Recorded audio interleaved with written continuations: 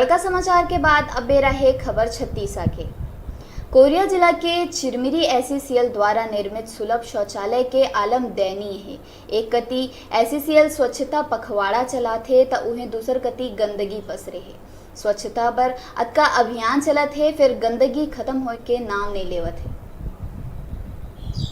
SCL के माध्यम ले संचालित शौचालय के चारों मुड़ा गंदगी पसरे है। ए शौचालय के निर्माण सन 1994 में कराए गए रहिस।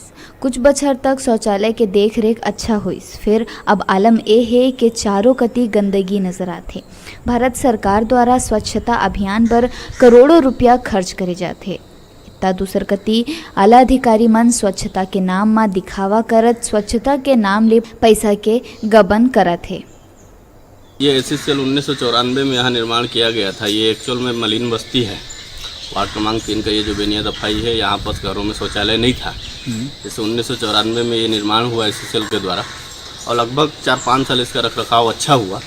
उसके बाद एससीएल के बड़े उच्च अधिकारी लोगों के मिली भगत से एससीएल चिरमिरी सुलभ इंटरनेशनल को एक मोटा रकम, चिरमिरी क्षेत्र में 12 से 15 शौचालय इनका संचालित है, एक अच्छा मोटा रकम 3 से 4 लाख रुपए प्रति माह लोग भ्रष्टाचार कर रहे हैं। कई बार मैंने मौखिक और लिखित शिकायत, यहाँ तक कि जीएम को और एरिया के सिविल इंचार्ज को भी मैंने शिकायत किया, लेकिन एससीएल इतना ढीठ प्राणी है कि आज तक उसके कान में जू तक नहीं रहेगा।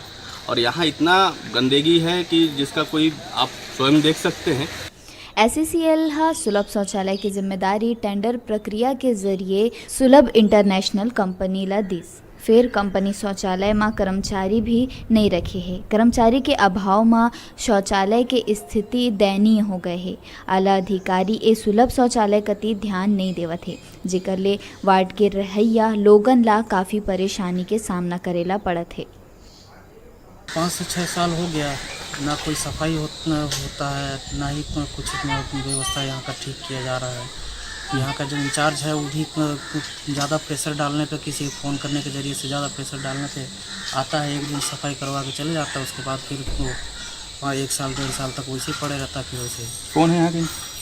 अजय सिंह बोल के शायद है। एससीएल हर महीना सुलभ इंटरनेशनल कंपनी ला बिल के भुगतान करत है। अब देखना ये हो ही दोषी मन के खिलाफ कौन प्रकार के कार्यवाही करे जाही।